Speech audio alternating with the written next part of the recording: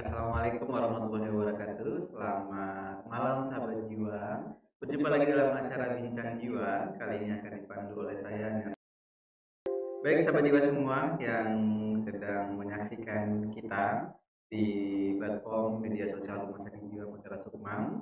Pada malam hari ini edisi spesial sahabat jiwa semua dan banyak yang spesial. Yang pertama adalah jam tayang kita yang biasanya kita tayang siang hari di pukul 13. Hari ini kita tayang di malam hari pukul 20.00. Sahabat jiwa semua, tema yang akan kita bahas juga sangat menarik sekali karena berkaitan dengan pencegahan bunuh diri karena pada tanggal 10 September itu adalah Hari Pencegahan Bunuh Diri. Sahabat jiwa semua, bagi sahabat jiwa semua yang ingin menyaksikan ini bisa langsung ditonton di semua media sosial Rumah Sakit Jiwa Mutiara Sukma, ada di Facebook, Instagram, YouTube, dan TikTok Rumah Sakit Jiwa Mutiara Sukma. Sahabat jiwa, tema kita pada malam hari ini menarik sekali. Yang tadi sudah saya sampaikan ya, tetap berhubungan atau keterkaitannya dengan pencegahan bunuh diri. Pada malam hari ini saya tidak sendiri, sahabat jiwa semua. Saya didampingi oleh psikiater dan psikolog saya yang cantik-cantik. Nah, sudah hadir di tengah-tengah kita. Kita sapa. Assalamualaikum Bu Dokter Arni, Mbak Widya. Ini. Waalaikumsalam warahmatullahi wabarakatuh. Kirain jawab saya tidak dijawab tadi ya. Harus jawab. Harus dijawab ya Mbak Widya juga ya, harus dijawab ya. Baik, gini Dok, Mbak Widya, ini kita temanya menarik sekali karena memang di 10 September itu, kemarin ya 10 September itu tentang Hari Pencegahan Bunuh Diri. Nah, kita bahas temanya adalah ayo bicara karena kamu berharga. Nah, udah tepat nih sahabat jiwa semua karena sudah hadir langsung di tengah-tengah kita ada psikolog dan psikiater kita.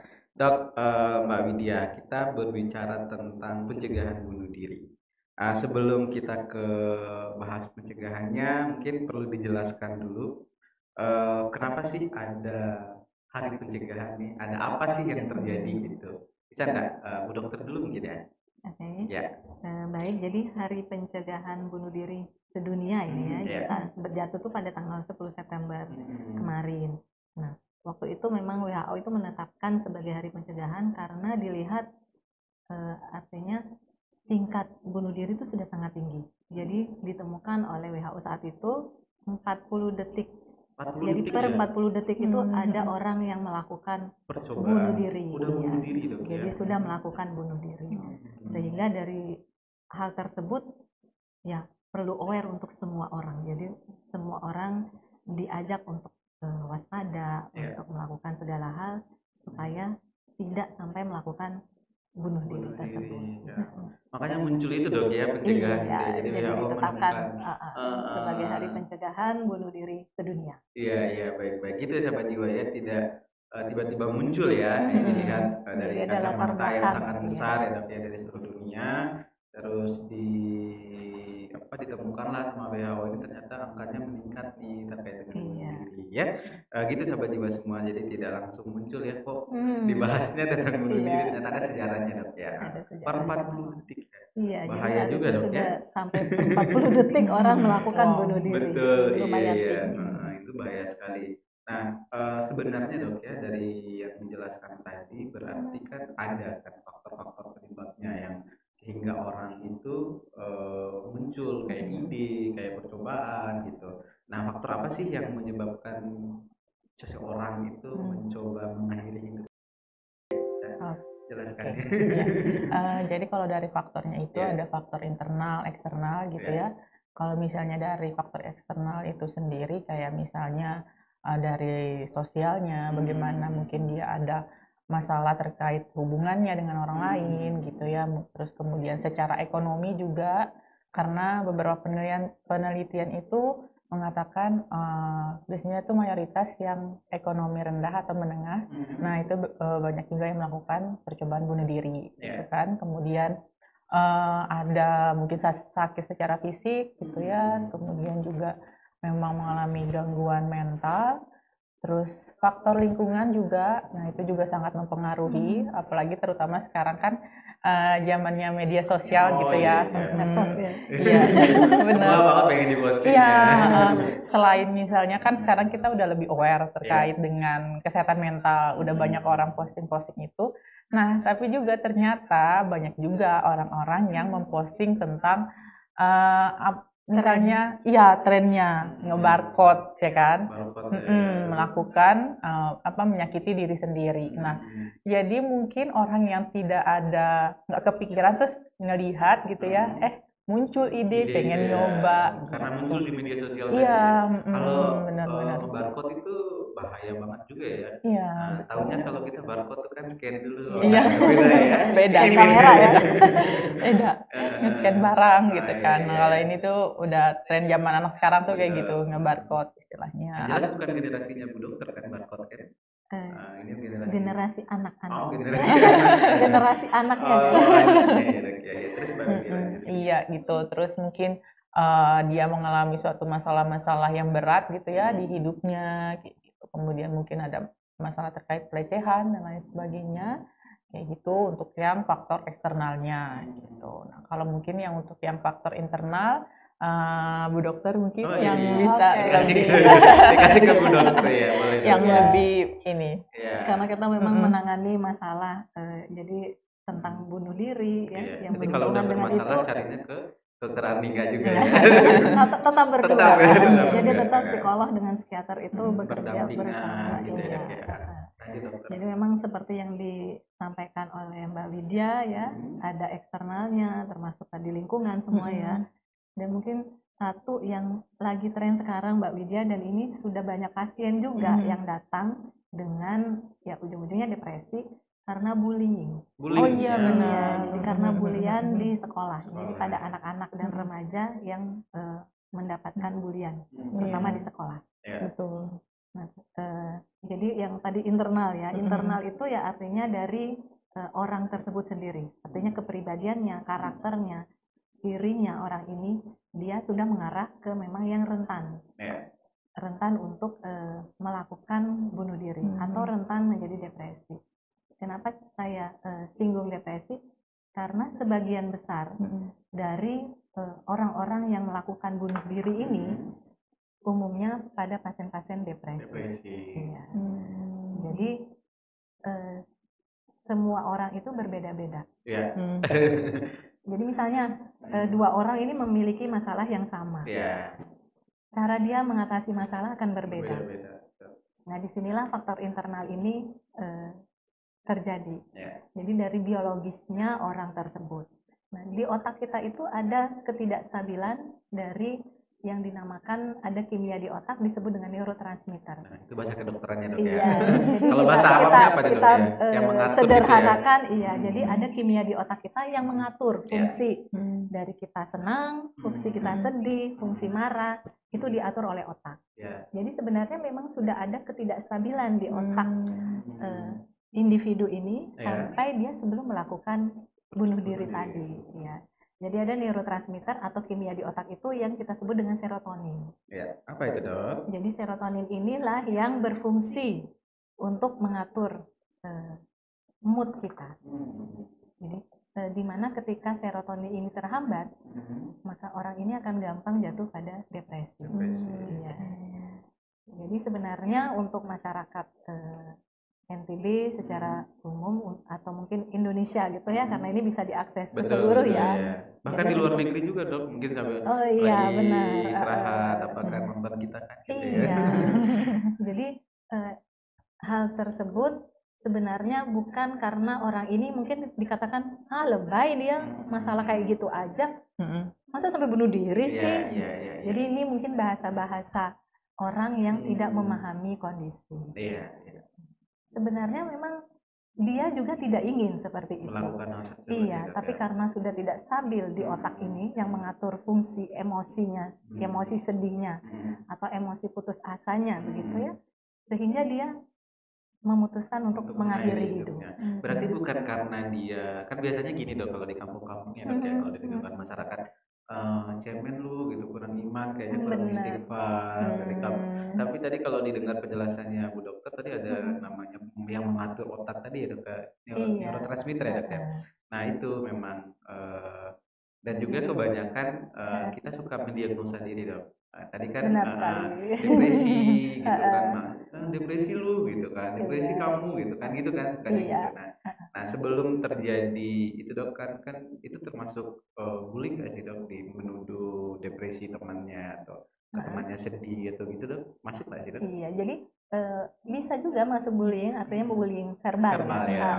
Jadi seperti kita apa ya, kayak meremehkan Ya. meremehkan orang lain. Jadi kita tidak terlalu aware dengan misalnya teman kita atau keluarga kita atau mungkin diri kita sendiri. Ya. Kayak gitu. Jadi bunuh diri ini bisa terjadi pada siapapun, pada profesi apapun, pada tingkat usia apapun. Betul ya. Jadi dia tidak mengenal umur, tidak mengenal jenis kelamin Dok ya. Bisa nyerang siapa aja ya. Iya, dan trennya sekarang malah pasien-pasien yang datang ke rumah sakit jiwa itu kebanyakan anak dan remaja. Anak dan remaja Dok ya. Berarti di kisaran umur 17 tahun ya Dok belasan ya. tahun ya sampai usia 20-an.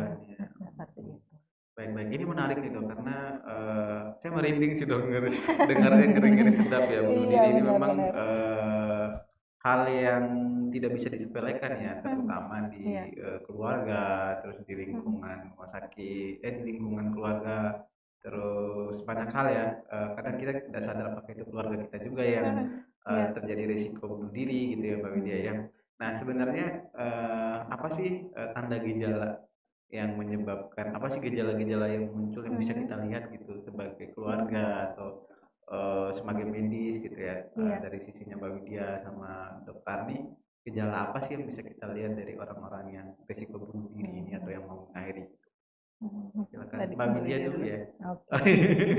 Silakan. Kalau misalnya untuk gejala-gejalanya tadi ya, tanda-tandanya gitu, biasanya kan yang paling mungkin yang orang-orang terdekat tuh misalnya sudah melihat nih ada perubahan gitu ya dari perilakunya gitu, misalnya yang biasanya dia ceria gitu kan, suka bersosialisasi mungkin gitu ya, terus tiba-tiba mungkin jadi murung, cenderung menarik diri, lebih suka diam di kamar dan lain sebagainya kayak gitu kan. Terus juga apa namanya, selain itu juga mungkin bisa dilihat dari kayak apa ya, pola aktivitasnya dia gitu ya, jadi mungkin kurang produktif gitu kan. Mungkin yang misalnya kuliah jadi malas pergi kuliah kayak gitu kan, atau mungkin prestasinya juga menurun, hal-hal yang seperti itu. Nah yang kadang mungkin sebagai orang tua kadang ini Dok ya, apa namanya, karena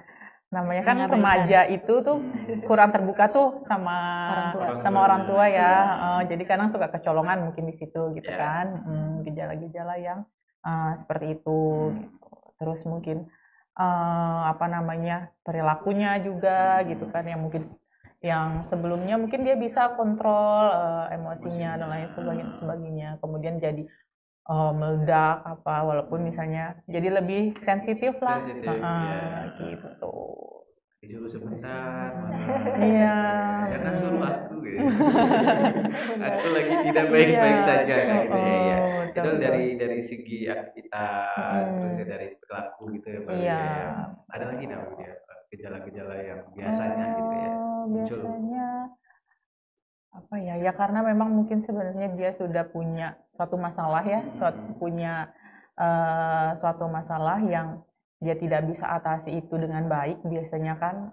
Jadi kayak yang dokter bilang tadi, dia sudah punya kerentanan gitu kan. Nah jadinya apa ya, mungkin lebih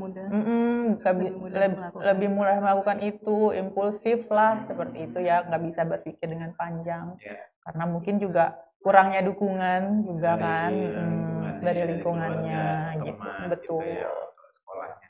Nah kalau dari psikiater nih Dok, melihatnya gejala, kan psikiater kan punya trik sendiri ya untuk melihat mungkin dari wajahnya atau gerak-geriknya. Kalau dari Mbak Widya kan tadi lebih ke aktivitasnya yang disampaikan berubah, ya, betul. Terus ada perubahan-perubahan Yang awalnya kok anak saya sekarang tidak mau sekolah ya, lebih senang di kamar ya, kayak gitu sih yang kan. Kalau dari psikiater gimana dok melihat gejala-gejala yang bisa dilihat? Baik, jadi seperti yang saya sampaikan di awal, lebih banyak memang kasus depresi ya, yang ujung-ujungnya jatuh ke bunuh diri. Tapi saat ini bukan hanya depresi, kita ada jadi namanya gangguan mood. Artinya ada gangguan dari suasana hati orang tersebut yang sudah labil, sering berubah-ubah seperti itu juga lebih rentan melakukan percobaan bunuh diri dibandingkan orang yang memang murni depresi. Jadi untuk melihat tanda-tanda ini memang kita untuk menegakkan suatu diagnosa. Jadi selain dari wawancara dengan pasien yang termasuk tadi dijelaskan sama Mbak Widya ya, perubahan perilaku. Nah memang kita lihat dari tampilan wajahnya misalnya gitu, kemudian perawatan dirinya. Jadi itu sudah biasanya akan kelihatan. Jadi apakah pasien ini mengarah ke yang tadi gangguan depresinya, atau dia mengarah ke gangguan mood tadi, atau mungkin juga ada pasien-pasien yang gangguan jiwa berat. Karena bunuh diri ini bukan hanya akibat dari rasa putus asa misalnya gitu ya, tapi ada juga beberapa kasus pasien yang akibat dorongan dari dirinya sendiri, artinya misalnya berupa halusinasi yang menyuruh dia untuk melakukan bunuh diri, padahal mungkin dia tidak punya dasar masalah apapun seperti orang depresi. Jadi di sini kita lebih aware ke tampilan orang tersebut, dilihat dari gejala-gejala tadi. Kemudian mungkin dari pembicaraannya, dia mengarah kemana, mengarah ke pesimis gitu. Kemudian misalnya tidak ada yang mau mengerti dia, tidak ada yang mau memahami dia, seperti itu. Jadi gejala-gejala ini bisa kita lihat langsung dari tampilan wajahnya. Atau misalnya seperti yang disampaikan Mbak Widya dari perilakunya sehari-hari tadi. Ya berarti memang dari cerita kalau dikumpulin dok ya, ini ada keluarga datang gitu menceritakan kondisi anaknya atau kondisi saudaranya, nanti didukung juga tadi yang seperti yang Bu Dokter lihat ya, dari wajahnya atau dari cara dia menyampaikan gitu dok ya. Nah ini menarik nih dok. Tadi juga dijelaskan dok bagaimana cara kita membedakan nih dok orang yang ingin bunuh diri, betul-betul ingin bunuh diri atau menyakiti diri dok. Kan ada beberapa orang yang hanya menyakiti saja dok gitu diri. Apakah itu termasuk suicide juga atau memang tindakannya suicide juga atau memang dia bukan gitu. Baik, oke. Jadi memang ada istilahnya anak-anak sekarang sering menyebut self harm gitu ya, jadi menyakiti diri sendiri dengan seperti tadi yang disampaikan Mbak Widya, barcode. Jadi dengan menyilet-nyilet tangannya, kakinya, pokoknya dia menyilet aja. Jadi sebenarnya orang yang memiliki ide bunuh diri ini akan berlanjut ke bunuh diri atau hanya sebagai bentuk mencari perhatian. Jadi biasanya yang mencari perhatian ini yang hanya menyakiti diri aja. Karena kalau misalnya dia memang benar-benar ingin bunuh diri, pasti akan melakukan hal-hal yang lebih ekstrim. Kalau hanya menyakiti diri, jadi ada beberapa pasien dia puas dengan sudah menyilet dirinya, itu dia akan puas, setelah itu akan hilang. Hilang gejala-gejala tidak nyaman di dalam dirinya. Jadi seperti itu. Kalau yang benar-benar ingin bunuh diri, biasanya tidak menyakiti diri seperti itu. Justru mereka langsung akan melakukan hal-hal yang ekstrim. Seperti yang banyak terjadi itu kan gantung diri. Itu yang kita cegah dok ya, sesuai dengan tema kita ya dok. Itu sampai ada mencegah jangan sampai terjadi bunuh diri. Nah, ketika sudah ada putus asa nih Mbak Widya, Bu Dokter, putus asa, terus sudah ada kejadian yang kayak tadi, kayak kata Mbak Widya ya, barcode, ya dok ya udah menyakiti diri, terus sudah melakukan hal-hal yang ekstrim gitu. Nah, gimana caranya dok pengobatannya? Apa yang dilakukan oleh dari si psikolognya, dari psikiaternya gitu? Mbak Widya dulu mungkin ya. Kalau misalnya untuk dari psikolog sendiri gitu ya, biasanya kalau udah dalam tahap udah ada ide untuk bunuh diri gitu ya, biasanya itu udah ke ranah psikiaternya. Langsung diserahkan. Jadi maksudnya kalau kita kan lebih ke penanganannya yang ringan. yang lebih ringan dari itu gitu ya, maksudnya menggali potensi yang dia punya gitu ya, membuka perspektifnya dia gitu ya tentang berbagai hal gitu kan, karena biasanya kan orang-orang yang ada kecenderungan itu yang mungkin depresi itu tadi dok ya, mereka kan merasa putus asa, merasa tidak berharga kayak gitu kan. Nah dari hal situ tuh biasanya kan apa sih yang bisa kita gali nih dari dirinya dia gitu, yang bisa dia kembangkan, kemudian belajar bagaimana cara untuk misalnya mengontrol emosinya dengan baik seperti itu. Jadi lebih ke bagaimana dia itu mengaktualisasikan dirinya gitu. Iya. Jadi lebih ke seperti tema ya, ayo bicara karena kamu berharga ya. Iya, lebih ke sana ya. Jalan nih sama psikolognya, ayo bicara dulu. Diajak bicara sama psikolognya, ngobrol gitu ya terkait dengan keluhan-keluhan yang dirasakan ya. Nah, kalau tadi dok ya, diserahkan dok sama Pak Widian nih. Kalau istilahnya dirujuk ya, iya. dirujuk oleh karena memang teman-teman psikolog kan tidak punya kompetensi sampai mengintervensi dengan obat-obatan. Nah, kebanyakan yang sudah melakukan percobaan bunuh diri ini adalah yang sudah tingkat berat. Ya, jadi kalau teman-teman psikolog memang akan menangani yang ringan atau baru mungkin bermasalah. Kemudian kalau yang udah tingkat sedang sampai ke berat, ya mungkin ini di ranah psikiater, karena kita biasanya intervensi dengan obat-obatan juga. Seperti yang saya sampaikan di awal, kan ada faktor internal, artinya ada ketidakseimbangan di otak ini. Nah, ketidakseimbangan di otak ini sudah tidak bisa di-cover atau diatasi dengan hanya konseling. Sehingga butuh bantuan obat-obatan dulu nih untuk menekan atau meningkatkan. Jadi tadi kalau untuk depresi kan terhambat serotonin.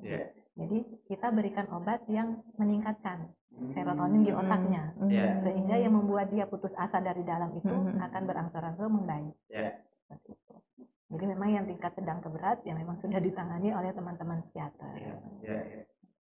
Ini menarik ya dok. Jadi kadang kan keluarga di rumah kadang suka bingung dok gitu.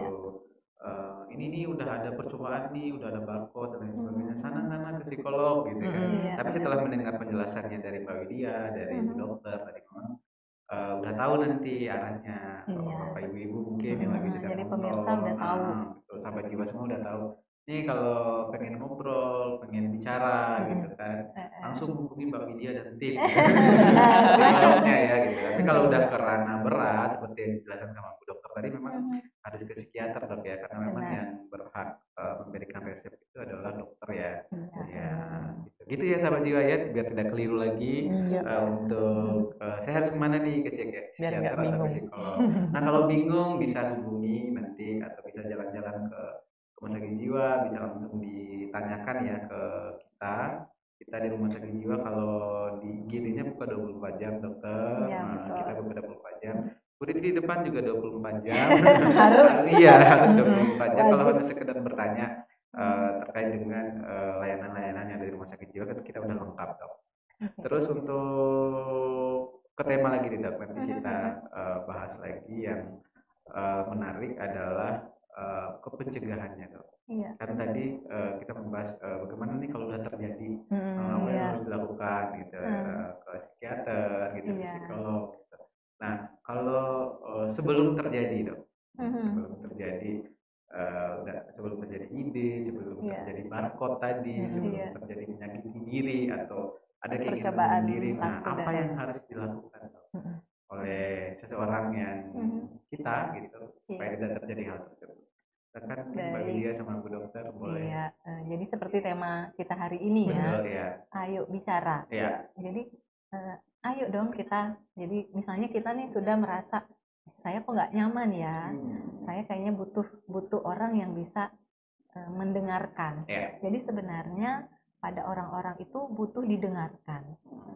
Tidak yang kita langsung mengintervensi. Oh kamu begini, kamu nggak boleh gini, kamu gitu.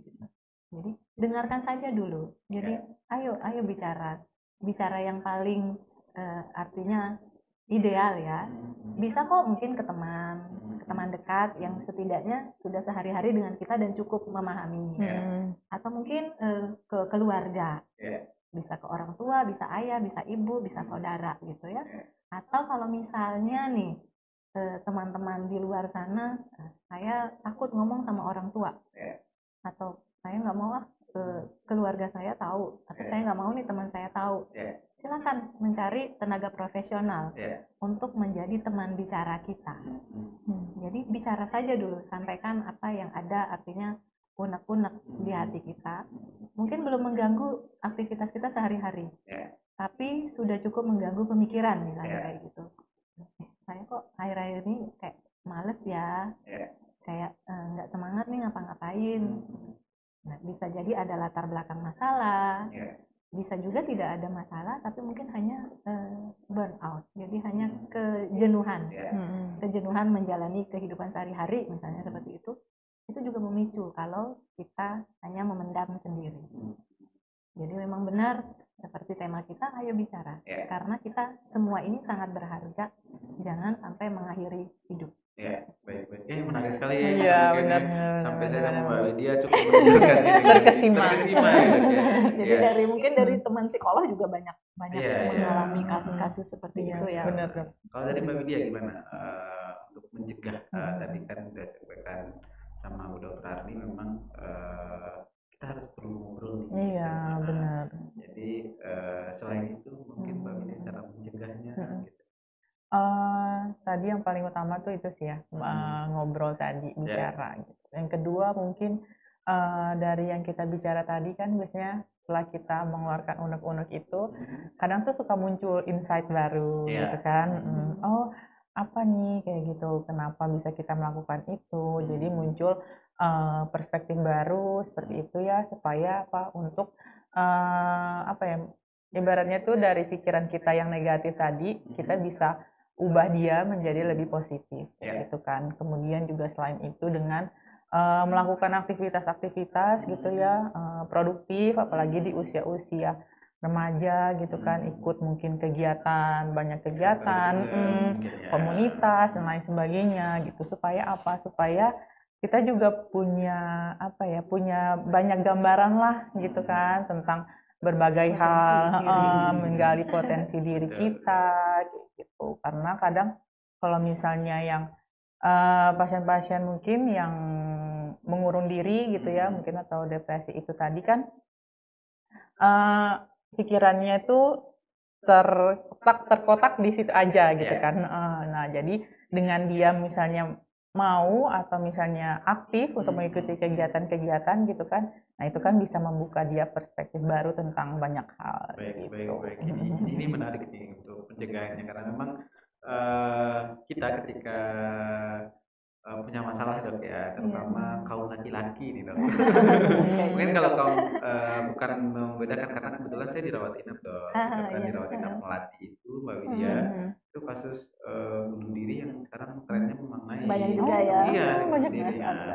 Dan memang setelah ini nggak tahu benar apa enggak ya, kalau dilihat dari di rumah sakit kita pun lebih banyak kasus yang laki-laki ya. Karena kenapa? Karena saya sendiri ngerasain nih, lebih senang menendam sih kalau ada masalah gitu. Karena kalau saya cerita masalah baru nggak sih, tapi kepikiran nggak sih pasangan kita kayak gitu. Maksudnya ketika ada masalah yang kompleks, biasanya laki-laki setahu saya gitu lebih bisa kayaknya selesaiin gitu. Nah, gimana dok untuk Mbak Widya ngadapin yang begitu? Tiba-tiba memang diam diri. Nah, saya sebenarnya kalau ada masalah dok ya, ada masalah yang begitu kan, seperti yang ditanya Bu Dokter tadi, jenuh dengan suatu masalah, saya cukup duduk diam aja di luar sendiri gitu, tanpa diganggu sama siapapun, itu tenang gitu. Nah, kan tidak semua orang seperti itu ya. Nah, gimana dok kalau dengan prinsip laki-laki gitu? Karena laki-laki dia suka menyelesaikan sendiri, tidak mau ngobrol, ada masalah gitu. Mungkin sama ya suaminya Mbak Widya, suaminya Bu Dokter gitu ya.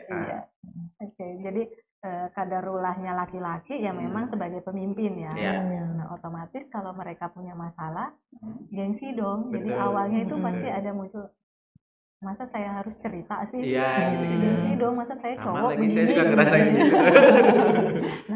Nah jeleknya artinya hal yang negatif karena sifat laki-laki memang seperti itu. Kalau mereka mengalami gangguan, itu biasanya tidak kelihatan dulu. Betul. Nanti kalau sudah sangat berat, baru kelihatan dan langsung ekstrim. Jadi memang yang ekstrim untuk melakukan bunuh diri itu pada laki-laki. Betul. Karena Kasusnya kalau juga dok yang paling banyak benar, laki-laki iya. gitu. Akhir-akhir ini kan kasus laki-laki tuh banyak. Betul. Nah, karena kalau pada perempuan, ya kodratnya kita perempuan ya kadang ya mudah aja bicara, walaupun ada beberapa perempuan yang juga sama, artinya susah untuk mengungkapkan apa yang dia rasakan atau mengungkapkan masalahnya. Nah, kemudian jadi pada laki-laki depresinya itu kita sering sebut depresi terselubung. Apa itu dok ya?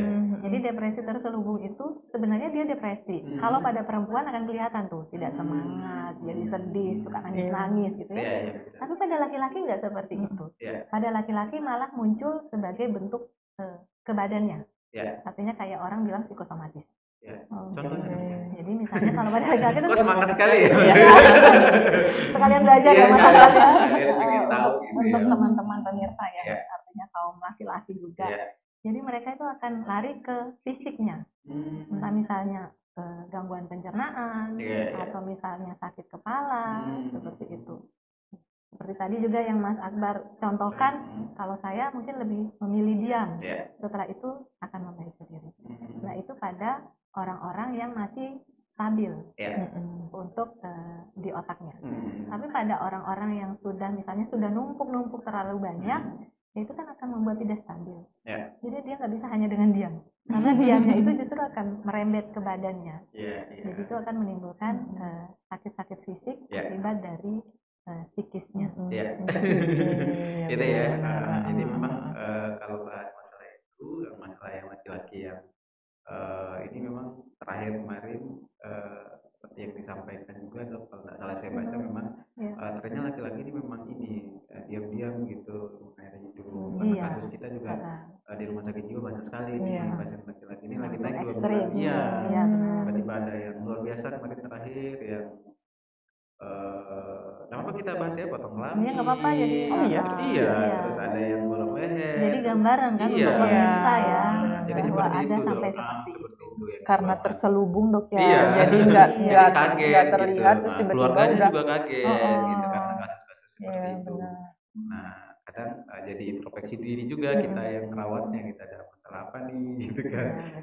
Jadi balik ke tema nih dok, Mbak Widya, tema kita adalah ayo bicara karena kamu berharga, karena berkaitan dengan tanggal 10 September itu hari pencegahan bunuh diri. Nah ketika seseorang nih dok ya, misal kita mendapatkan informasi ada keluarga kita nih yang dengar cerita gitu, misalnya ke saya atau ke keluarga saya yang awam gitu dok ya, sampai juga kita yang nonton udah ada ide, bahkan udah ada percobaan gitu dok. Nah apa yang harus dilakukan oleh kita? Mungkin Mbak Widya ya. Jadi sebagai keluarga atau teman terdekat gitu ya. Kayak tema kita, ayo bicara. Bicara ya. Kuncinya itu ya. Jadi pertama itu bicara dulu ya. Jadi misalnya ketika ada ada seseorang, orang terdekat kita lah yang maksudnya sudah terlihat tanda-tandanya gitu ya, bahwa yang paling bisa kita lakukan adalah menemani, menemani gitu ya, dia maksudnya menemani, ngajak ngobrol gitu ya, memberikan support itu kan. Kemudian juga kalau misalnya sudah pernah mungkin ya melakukan, mungkin kita cross check juga nih, mungkin kalau mungkin kayak orang tua gitu ya, misalnya cross check di kamarnya ada apa nih gitu kan. Karena terkadang untuk beberapa kasus tuh mereka simpan tuh misalnya benda tajam atau apa gitu kan. Nah mungkin itu kita bisa cross check, jadi lebih memberikan perhatian dan support gitu kan. Karena kadang mereka merasa nggak ada orang yang peduli lagi sama dia gitu kan. Jadi buat apa aku ada di dunia ini gitu, toh nggak ada juga sih yang merasa kehilangan kalau misalnya dia pergi atau apa misalnya kayak gitu. Jadi yang paling utama itu sih menemani gitu ya, tetap ada di sampingnya dia gitu. Karena dengan misalnya kita mencoba untuk apa ya, misalnya memahami kondisinya, ngertiin dia gitu kan. Nah, lama-lama tuh dia akan mulai terbuka tuh. Nah, kalau udah mulai terbuka, bisalah kita untuk sarankan atau kita malah temanin tuh, misalnya untuk menemui tenaga profesional gitu. Ini menarik nih dok ya. Jadi memang kalau udah kita ketemu gitu orang yang ide bunuh diri itu melakukan bunuh diri tadi ya jangan didengarkan gitu Mbak Widya, diidentifikasi gitu ya benda-benda tajam gitu yang ada di. Nah kalau sebagai keluarga nih dok, Mbak Widya, apa yang misalnya kita hubunginya kemana gitu kalau udah ada ide kayak gitu, dia pengen nih gitu ke rumah sakit jiwa tapi nggak tahu caranya kayak gitu, sudah mengarah ke sana sudah gitu mengarah ya, ke udah sana mengarah gitu. Nah ada nggak diri. cara cepat gitu misalnya kita ada keluarga nih yang ada idenya dia depresi gitu di rumah gitu, apakah langsung dibawa atau ada caranya enggak gitu untuk keluarga di rumah melapor atau gimana gitu Mbak Widya? Kebetulan kan kalau misalnya untuk di RSJ Mutiara Sukma ini sudah ada fitur namanya lapor budir di aplikasi Mutiara Sukma gitu ya. Jadi lapor budir itu bukan lapor ke direktur, bukan. Nanti dicari ya rumahnya. Iya, kan ribet nih direktur jadinya. Jadi lapor budir itu layanan pencegahan orientasi bunuh diri gitu. Jadi dan layanannya kan tersedia 24 jam secara online gitu ya, bisa diakses oleh siapapun dengan mengunduh aplikasi Mutiara Sukma gitu. Nah, misalnya ketika kalau selama ini sih pasien rata-rata pasien ya yang menghubungi langsung di aplikasi gitu dok ya. Tapi kalau misalnya ada keluarga juga bisa, biasanya kalau mungkin langsung telepon bisa gitu kan, langsung telepon ngasih tahu kondisinya dan sebagainya, kemudian kita juga akan misalnya koordinasi gitu ya dengan pihak IGD dan lain sebagainya gitu. Nanti pasiennya mungkin bisa langsung dibawa ke sini atau seperti apa kayak gitu. Atau misalnya kalau pasiennya langsung biasanya mereka akan cerita dulu, konsultasi dulu ya secara online kadang gitu. Nah, nanti dari hasil konsultasi itu kita akan rekomendasikan kira-kira misalnya apakah dia ini sudah bisa dirujuk kemana nih, udah ranahnya untuk psikiater kita akan rujuk ke psikiater gitu ya, atau misalnya masih bisa ditanganin dengan psikolog kita rujuknya ke psikolog gitu. Jadi lapor bunuh diri ini aplikasi atau apa gitu Mbak, biar sahabat jiwa juga tahu gitu kan. Jadi aplikasinya tuh namanya Mutiara Sukma. Aplikasinya namanya Mutiara Sukma. Coba saya download ya. Iya. Namanya Mutiara Sukma. Terus aplikasinya Mutiara Sukma. Kemudian di salah satu aplikasi itu ada fitur namanya lapor budir. Gitu. Jadi budir itu bunuh diri. Bunuh diri, bener. Iya. Nanti di situ kan screening dulu nih, screening kesehatan jiwa. Nanti kemudian akan muncul hasilnya.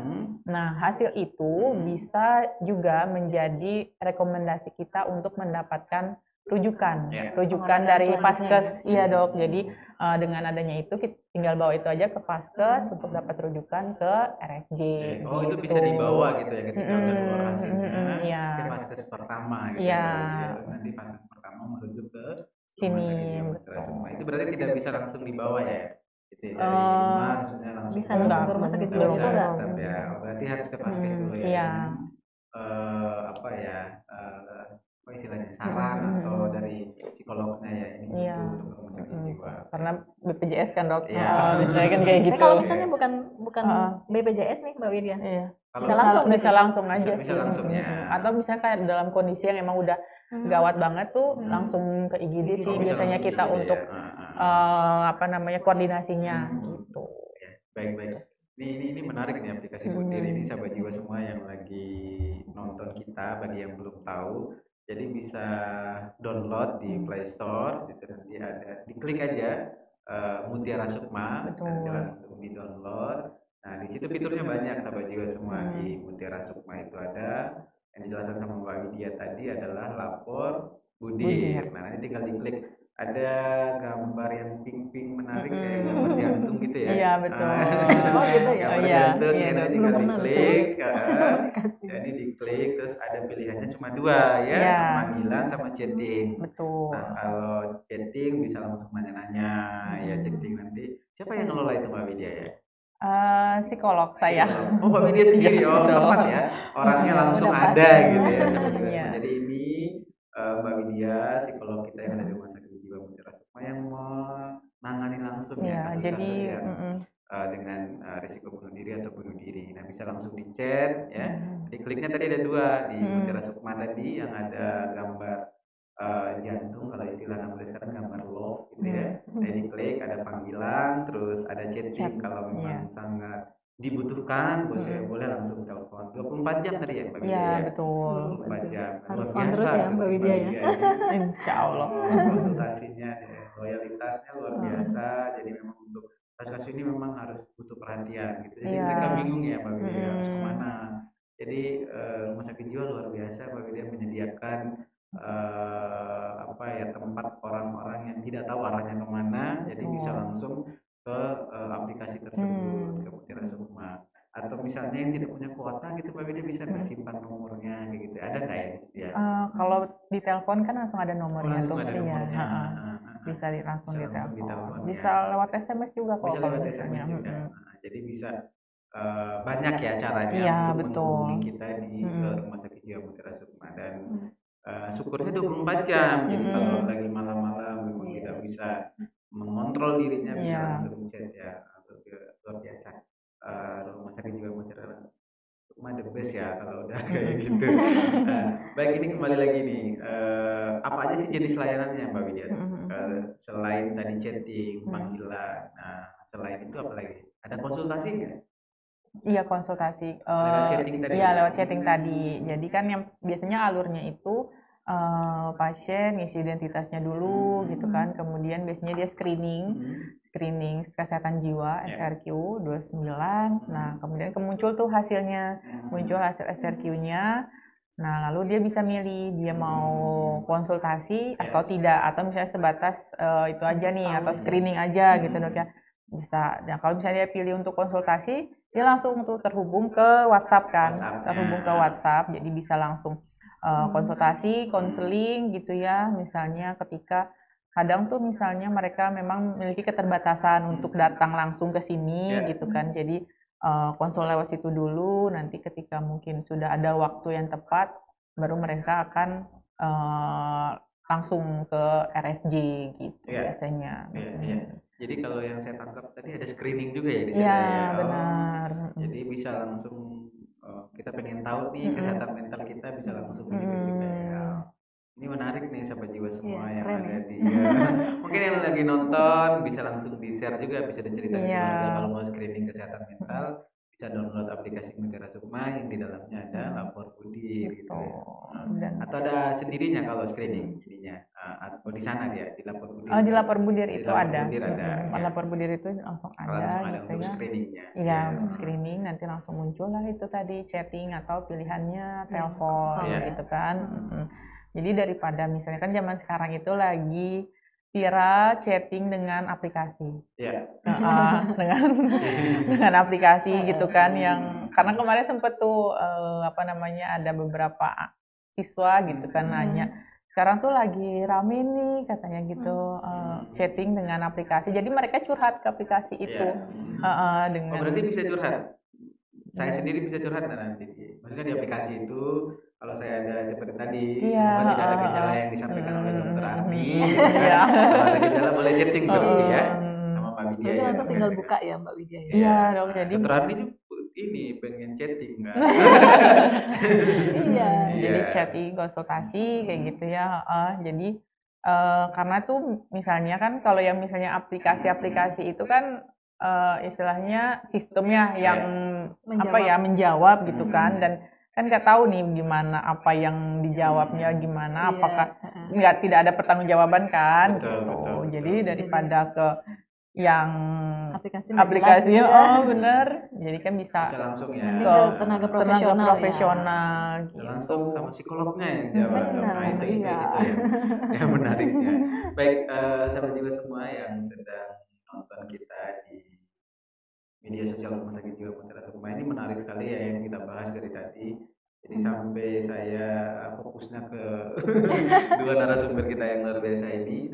Sahabat jiwa semua yang ingin bertanya juga bisa langsung ditanyakan di media sosial kita, di chat atau di kolom komentar ya. Bisa langsung. Ini ada pertanyaan masuk nih, Bu Dokter atau Mbak Widya. Nanti kita baca sama-sama. Ini dari Turning Queen, bagus sekali namanya. Saya takut bercerita sama orang lain tentang bagaimana anehnya saya. Berpikir dengan adanya gangguan kecemasan yang saya miliki, karena mereka akan menertawakan cara berpikir saya yang tidak rasional, yang membuat saya sering berpikir untuk bunuh diri. Nah, dia cerita ya. Gimana dong? Banyak sih kasus kayak gini ya, Mbak Widya ya. Tapi dia juga pernah nanganin kasus-kasus. Iya. Jadi sering kita mendapatkan artinya kasus seperti ini. Ya, jadi gimana cara menyelesaikan itu? Dia takut bercerita, bagaimana dia, nah solusinya gimana Dok? Nah kalau misalnya sudah seperti ini nih, saya menangkap dari pertanyaan Mbak atau ini ya, Turning Queen, ya, kayaknya cewek berarti ya. Jadi sepertinya dia sudah memiliki gangguan kecemasan, artinya kecemasan yang berlebihan. Ini mungkin sudah berlangsung lama. Jadi tidak hanya depresi, jadi tidak hanya orang depresi yang bisa terstimulasi untuk bunuh diri. Orang dengan gangguan kecemasan dalam jangka waktu lama itu kan nggak nyaman ya, kita cemas terus lama gitu ya. Nah, bisa jadi itu yang memicu penanya ini sampai sudah tidak tahan. Nah, mungkin kalau dia cerita ke temannya, nanti temannya bilang nggak lebay kamu gitu aja, malah dibully Dok ya. Lebay gitu aja masa ini gitu. Nah, yang paling tepat ya memilih tenaga profesional tadi. Mungkin bisa ke teman-teman psikolog dulu atau mungkin bisa langsung ke teman-teman psikiater. Jadi tenaga profesional seperti itu otomatis akan insya Allah bisa membantu tanpa harus menerima perkataan kamu cuma begitu aja. Jadi insya Allah ya tenaga-tenaga profesional ini akan membantu teman-teman di luar sana yang memiliki masalah yang sama dengan Mbak Turning Queen tadi. Mbak Queen tadi ya. Jadi jangan malu lah, jangan takut. Silakan mencari artinya orang yang benar-benar profesional yang bisa membantu masalahnya. Kalau tadi mungkin Mbak Queen ini kan tidak percaya sama orang ya, atau merasa nggak nyaman cerita sama orang. Jadi silakan langsung ke teman-teman psikolog atau ke teman-teman psikiater aja. Kalau bingung tadi cuma cerita sama orang, itu udah jelasin sama Mbak Widya. Ada langsung lapor masuk aplikasi. Betul, bisa download aplikasi Mutiara Sukma. Terus nanti ada gambar love ya kan, bisa langsung klik chatting sama Mbak Widya. Gitu Mbak Widya ya. Widya 24 jam untuk menangani atau membantu sahabat jiwa semua yang tadi yang seperti Mbak Queen tadi bingung mau cerita ke siapa, dan bisa langsung ke tadi ke aplikasi. Nah, ini ada pertanyaan lagi Dok yang masuk. Ini menarik ya. Ini kayaknya nama samaran ya. Iya, nggak mau pakai nama asli. Nisi ya. Nah, anggap aja Nisi namanya. Ya, pada satu kesempatan aku pernah berpikir untuk mengakhiri hidup dengan gantung diri. Ini sudah masuk yang berat ya. Ada intinya. Tapi saya takut untuk melakukannya. Di sisi lain saya lelah. Nah, gimana nih, Mbak Widya? Widya gimana? Iya, berarti kan udah ada ide, ada ide, ada keinginan gitu ya. Masih takut melakukan. Cuma masih takut melakukan dan ada kemungkinan akan melakukan juga kan Dok ya. Kalau misalnya lama untuk mendapatkan penanganan gitu. Nah, kalau misalnya sudah ada kayak gini ya dan spesifik kan dia maksudnya ingin gantung diri gitu. Nah, kalau udah kayak gitu sih langsung mencari ini ya untuk ke tenaga profesional gitu ya, dan mungkin ke psikiater gitu ya. Jadi supaya untuk mencegah dia melakukan itu karena udah ada idenya kan. Iya. Apalagi sudah ada sisi lainnya, saya lelah. Iya. Artinya dia udah cukup lama tertekan dengan masalahnya. Saya takutnya tinggal menunggu waktu gitu Dok ya. Saya ada pasien kemarin, jadi ada contoh satu kasus yang mungkin hampir sama dengan ini ya. Begitu juga. Jadi pasien ini seorang ibu-ibu muda, dia punya 3 anak kalau nggak salah ya, 3 anak bermasalah dalam rumah tangga. Jadi dengan pihak suami. Nah, mungkin ada beberapa contoh juga di luar sana yang mengalami hal yang sama. Jadi di sini kami memberikan gambaran bahwa ini bisa diobati. Jadi jangan merasa putus asa dengan tekanan yang dialami. Jadi pasien ini merasa tertekan sudah 12 tahun. Lama juga. Jadi dia menjalani rumah tangga dan suaminya ini paranoid. Over posesif. Jadi posesif itu kan udah gak bagus ya. Nah ini suaminya juga over. Jadi sudah berlebihan kecurigaannya terhadap istrinya. Tekanan-tekanan yang dialami seperti ini membuat si pasien lelah. Jadi sampai kemarin itu pasien datang ke rawat jalan, poliklinik jiwa RSJ, dia sampai teriak di depan kita. Karena di situ dia baru keluar unek-uneknya. Mungkin selama ini dia tidak punya teman bicara. Jadi dia merasa dirinya, saya sudah tidak berharga sama sekali, saya sudah tidak punya semangat untuk hidup.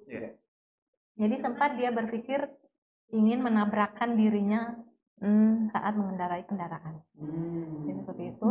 Pasien ini dia bonceng anaknya nih. Jadi ada anaknya 3. Dia merasa tidak berharga lagi. Dia ingin menabrakkan kendaraannya ini ke mobil di depannya. Biar aja supaya saya mati. Jadi dia sempat berpikir seperti itu. Nah, jadi contoh-contoh yang seperti ini mungkin banyak juga di luar sana, tapi mereka tidak aware untuk datang ke layanan. Jadi kemarin tuh tempat cukup lama begitu ya, pasien ini kita tenangkan dulu, karena di situ dia sudah teriak. Mungkin selama ini dia menyimpan jadi seberat sepertinya itu selama 12 tahun dia tidak punya tempat untuk cerita. Karena kami menanyakan, oh ternyata saudaranya tidak ada yang tahu masalahnya, ibu bapaknya juga tidak tahu masalahnya, jadi dia memang menyimpan sendiri. Nah, seperti itu. Nah itu memang bahayanya dok ya kalau kita simpan sendiri. Jadi sangat bagus sekali tema kita, ayo dong bicara, kamu ini masih berharga loh. Apalagi seorang ibu-ibu yang punya anak, kasihan loh anak-anaknya. Kasihan suaminya juga dok. Jadi jangan putus asa. Kalau misalnya mengalami hal yang sama nih kayak ibu tadi yang suaminya paranoid, jangan khawatir ibu-ibu. Suami yang paranoid itu bisa diobati juga, supaya menciptakan keharmonisan dalam rumah tangga. Di dalam keluarga juga dok ya, karena kan kalau anak juga kan terinduksi gitu dok ketika ada dan sering jadi pelampiasan. Ada ibu-ibu yang depresi ya. Nah ini menariknya tadi Mbak Widya yang disampaikan oleh Bu Dokter gitu. Ini ketika kamu punya masalah bisa kok diobati gitu, bisa kok dicegah gitu, bisa kok ayo sama-sama diperbaiki gitu. Nah tepatnya adalah di tema ini menarik sekali gitu. Ayo bicara karena kamu berharga. Ayo gitu bicara gitu. Nah kalau takut gitu ya ada teman-teman psikolog, ada teman-temannya Mbak Widya gitu ya, yang memang yang profesionalnya gitu, takut bicara sama orang terkait dengan masalahnya. Ayo ngobrol Mbak Widya gitu. Nanti kalau Mbak Widya sudah ngelihat oh ini udah ada gejala yang sedang berat, nanti dirujuk ya istilahnya Mbak Widya, dirujuk dikonsultasikan ke psikiater gitu ya. Nah, ini menarik nih teman kita sahabat jiwa semua. Jadi ayo bicara gitu. Karena memang diri kita itu memang berharga gitu. Kita berharga, Anda juga sangat berharga. Jadi ketika ada masalah gitu seperti yang dijelaskan oleh narasumber kita, bicara gitu, ngobrol, cerita, daripada tadi kasus yang ibu-ibu tadi itu 12 tahun udah 12 tahun sama dokter teriak gitu. Itu kan lama ya dok ya, 12 tahun itu kan untuk kita memendam semuanya sendiri gitu. Memang kita memang butuh teman bicara. Jadi dengan lewatnya acara bincang jiwa ini juga nanti bisa di-share nih sahabat jiwa semua terkait dengan tema kita pada siang hari ini, pada malam hari ini yang untuk kita bahas gitu. Jadi ada pertanyaan lagi nih, dari Butterfly. Nah, luar biasa nih ya. Namanya, kadang aku merasa cuma butuh teman untuk bicara. Nah, tadi baru kita ngomong ya, karena aku ngerasa bunuh diri ya. Bunuh diri bukan solusi setiap permasalahan. benar ya Dok ya tadi Benar ya. sekali. Betul Gimana sekali. Mbak Widya?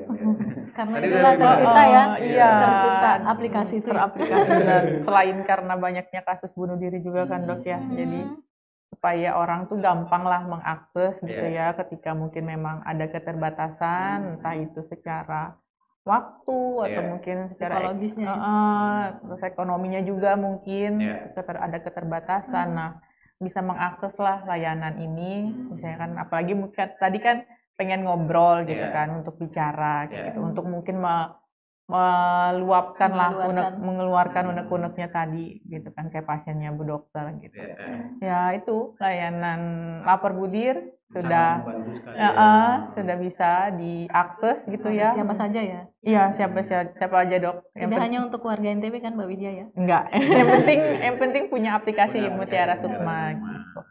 Kalau misalnya merasa kesusahan untuk tulis-tulis chat gitu kan bisa langsung telepon kayak gitu bisa langsung ngobrol gitu kan. Karena kadang kan yang kita butuhkan tuh beberapa pasien emang yang mereka butuhin tuh cuma didengar Dok ya. Iya betul. Didengarkan.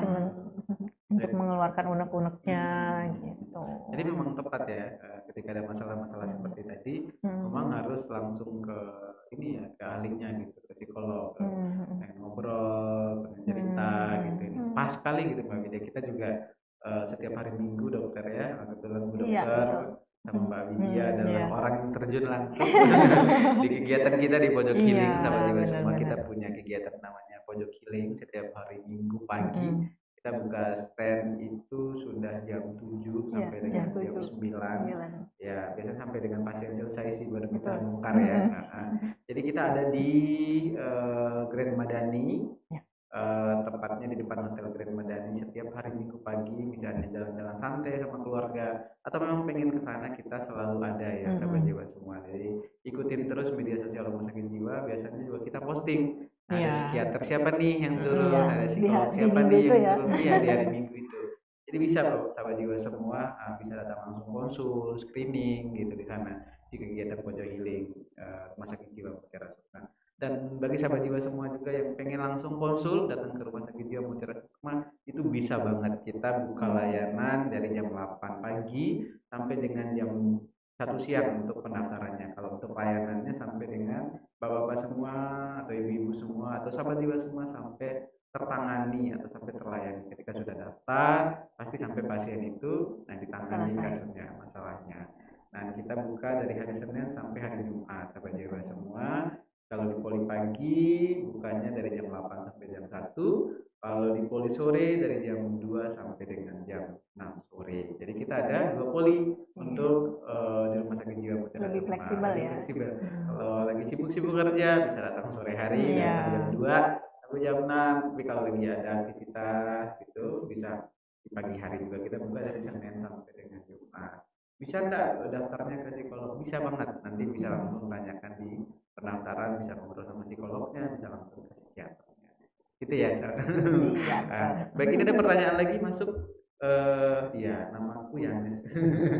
Bagaimana cara meyakinkan seseorang untuk tidak merealisasikan? Hostnya udah ini. kurang gitu kayaknya. Bunuh dirinya. Bagaimana Dok? Cara supaya tidak supaya tidak sampai terjadi ya. Ya mungkin tadi di pencegahan tadi ya. Jadi lebih aware lah. Kemudian kalau orang sekitar nih lebih aware melihat orang-orang terdekat kita. Apakah sudah ada gejala tadi yang disebutkan atau mungkin teman-teman baru bergabung nih sekarang. Baik. Jadi dari pertanyaan yang namaku Yanes ini mungkin juga mewakili ya teman-teman pemirsa di sana, gimana sih supaya tidak sampai melakukan percobaan itu. Jadi ketika kita mengalami masalah ya, atau ketika kita sudah merasa tidak nyaman nih dengan diri kita sendiri, ya udah usahakan harus secepat mungkin mencari solusinya. Mungkin saya harus konsultasi dulu nih, atau saya harus berobat langsung nih ke dokter, atau mungkin ke teman-teman psikolog dulu nih. Jadi harus segera. Jadi di saat kita sudah merasa tidak nyaman, lebih bagus langsung segera cari solusi, yaitu mungkin dengan yang yang tadi, menceritakan apa yang membuat kita tidak nyaman. Ayo bicara gitu. Iya. Ayo bicara. Dan harus ke tenaga yang memang profesional. Iya. Iya. Jadi jangan asal untuk mencari tempat bercerita. Ya. Karena bisa jadi kalau misalnya nih kita bercerita dengan orang, misalnya dengan teman nih, ternyata teman ini nggak bisa dipercaya. Ya. Dia akan menyebarkan aib-aib kita, lah itu Betul. akan menjadi masalah baru. Betul. Yang tadinya hanya berupa ide, karena diceritakan aibnya ke Iya. orang Yang lain, Ya, malah terjadi tanda-tanda. malah dia jadi semakin terpuruk, Betul. akhirnya malah memilih untuk mengakhiri hidup. Iya, itu yang kita khawatirkan. Iya, Dok, ya. jadi jangan sampai melakukan percobaan. Ya. Waktu sudah muncul ide saja, harus sudah langsung aware nih, kita harus cari bantuan. Ya. Begitu udah ide langsung ya Dok ya. Iya. Entah diri kita sendiri atau mungkin orang terdekat kita sudah mengalami hal, ada perubahan perilaku Ya. seperti tadi ya yang disampaikan Mbak Widya. Ya udah, ayo ajak dia segera mencari bantuan yang profesional. Baik. Nah, ini menarik nih Dok. Tadi juga penting banget juga kita memang tahu dari segi teman atau keluarga gitu. Nah, bagaimana nih ketika kita ngelihat udah ada diungkapin misalnya, kebetulan ceritanya ke keluarga gitu, atau sahabat jiwa semua dapat cerita dari temannya gitu. Saya udah ada ide nih gitu. Apa yang pertama kali harus dilakukan oleh keluarga? Apakah langsung membawa ke profesional atau gimana? Nah, seperti yang tadi disampaikan Mbak Widya, ajak dia, artinya dengarkan dia dulu. Ya. Minta dia mengeluarkan semua apa yang dia rasakan tidak nyaman. Ya. Kita dengarkan aja dulu. Ya. Jadi jangan langsung mengintervensi atau menganggap remeh apa yang diceritakan oleh keluarga kita itu atau oleh teman kita itu. Dengarkan saja. Nah, kalau misalnya dari ceritanya dia ini hanya misalnya hal-hal yang membuat dia pesimis hanya dari pemikirannya dia sendiri. Jadi kita tahu nih, oh yang dia ceritakan itu enggak seperti itu. Iya, benar. Jadi dengarkan saja dulu dia, kemudian setelah dia selesai bercerita, baru kita memberikan masukan. Dan masukan itu tidak bersifat memaksa, supaya dia bisa terbuka jalan pikirannya. Berarti dukungan keluarga sama teman kita atau sahabat orang terdekat itu sangat penting juga ya untuk kesehatan mental. Jadi memang kita juga harus pandai milih teman ya. Iya, benar banget. Jadi tidak judge kan kalau kita begitu cerita kita nyaman ceritanya gitu. Ini ada pertanyaan lagi nih masuk nih. Banyak juga ya. Banyak nih. Silakan ada pertanyaan masuk lagi. Ya, dari Sina. Bagaimana aksi nyata kita sebagai teman dalam pergaulan jika melihat teman yang murung dan sering nangis tapi dia memang sering lebay? Nah ini nih ya. Pasti dikira lebay. Iya. Gimana Dok? Atau gimana Dok Mbak Widya? Mbak Widya dulu mungkin ya. Widya. Ya mungkin sering nih Iya, dapat. banyak sekali soalnya Mbak Widya saya lihat di video ini itu banyak anak muda bercerita. Terus mungkin sampai nangis-nangis gitu ya. Padahal mungkin kalau misalnya didengar gitu ceritanya ya sederhana sebenarnya. Cuman kan mungkin kayak Bu Dokter bilang tadi bahwa memang sudah ada apa ya yang berbeda lah di otaknya gitu Dok ya, sistem di otaknya gitu. Jadi memang sudah punya kerentanan tersendiri gitu kan. Jadi kalau kadang tuh kalau misalnya udah ada judgement gitu ya dari orang lain gitu ya, kita udah judgement orang nih, dia lebay gitu. Nah jadi kita tuh jadinya kurang berempati dengan apa yang disampaikan gitu kan. Nah kadang hal itu yang membuat orang lain tuh nggak mau cerita lagi biasanya. Misalnya pertama dia sudah mau terbuka, dia mau cerita, kemudian dapat respon gitu Dok ya, dapat respon tuh yang tidak sesuai nih dengan harapannya gitu kan. Mungkin karena kadang tuh kan banyaknya tuh mereka cuma mau didengerin lah kayak gitu. Tapi malah dijudge ini itu. Jadi malah menutup diri nih dianya kayak gitu kan. Kayak gitu. Jadi sebisa mungkin sebagai teman gitu ya atau misalnya keluarga gitu, ketika ada orang yang bercerita atau misalnya ada seseorang punya masalah lah, sebisa mungkin tuh kita mungkin bisa lebih netral gitu ya, jangan tanpa ada judgement itu kayak gitu, didengerin aja lah dulu gitu. Yang penting dia mau ngobrol, mau terbuka kayak gitu kan. Setelah itu ya dikasih masukan kayak Bu Dokter bilang, kalau misalnya ternyata masalahnya lebih berat ya kita ajak atau bisa kita saranin untuk konsultasi ke profesional gitu. Memang yang berat itu mendengarkan, Iya. netral. Yang paling pas memang ke profesional. Atau kadang adu nasib. Adu nasib. Iya, sekarang gitu sukanya. Iya, misalnya, aduh aku capek nih gini-gini. Iya, aku juga. Sangat cerita. Iya, malah. Bagus juga kalau ada yang seperti itu, dua-duanya gitu kan, dua-duanya saling menyemangati. Ya, baik, kerasa nih Bu Dokter, Mbak Widya, waktu kita udah cukup malam. Ya, terkait dengan tema yang kita bahas pada malam hari ini memang cukup menarik. Terkait yang bisa saya sampaikan memang tadi saya kutip dari katanya Bu Dokter, ketika ada masalah bisa nih diselesaikan. Ketika sudah terjadi masalah bisa nih kita obati. Bisa, yang penting mau gitu. Ayo bicara atau mau menghargai. Terkait dengan kasus yang bunuh diri ini memang rentan sekali kalau kita tidak segera ke profesional gitu ya Dok ya. Nah, sebelum ditutup nih Mbak Widya, Bu Dokter, mungkin ada closing statement pertama terkait dengan tema gitu. Ayo bicara karena kamu berharganya ini gitu. Nah, silakan Mbak Widya. Oke, jadi apapun yang terjadi gitu ya, apapun yang terjadi di hidup kita gitu ya, pasti ada hal baik atau ada sisi positif yang bisa kita ambil dari hal itu gitu kan, yang bisa membuat kita tuh jauh bisa lebih berharga gitu ya. Itu sih mungkin. Ya, baik, terima kasih Mbak Widya. Silakan Bu Dokter closing statement-nya. Baik, untuk para pemirsa semua, jangan takut atau jangan malu untuk menceritakan unek-unek atau semua masalah yang terjadi di diri kita agar tidak jatuh kepada gangguan kejiwaan. Jadi cegah dulu dengan ayo bicara dan selalu menganggap diri kita ini sangat berharga. Jadi tidak mudah untuk mengakhiri semua hal yang berharga diberikan Tuhan di dalam hidup kita. Nah itu poinnya juga tuh. Langsung kena gitu, semua yang berharga diberikan Tuhan itu memang berharga buat kita. Nah ini baik sahabat jiwa semua, terima kasih yang sudah menonton kita di platform media sosial Rumah Sakit Jiwa Mutiara Sukma, baik yang sedang nonton di YouTube, nonton di TikTok, Facebook atau Instagram Rumah Sakit Jiwa Mutiara Sukma. Terima kasih telah menemani kita di acara bincang jiwa kita pada malam hari ini. Sahabat jiwa semua, saya ingatkan lagi, kita ada layanan setiap hari Minggu pagi. Kita buka stand mulai dari jam 7 sampai dengan jam 9. Ada di Car Free Day Udayana, tepatnya di depan Hotel Grand Madani.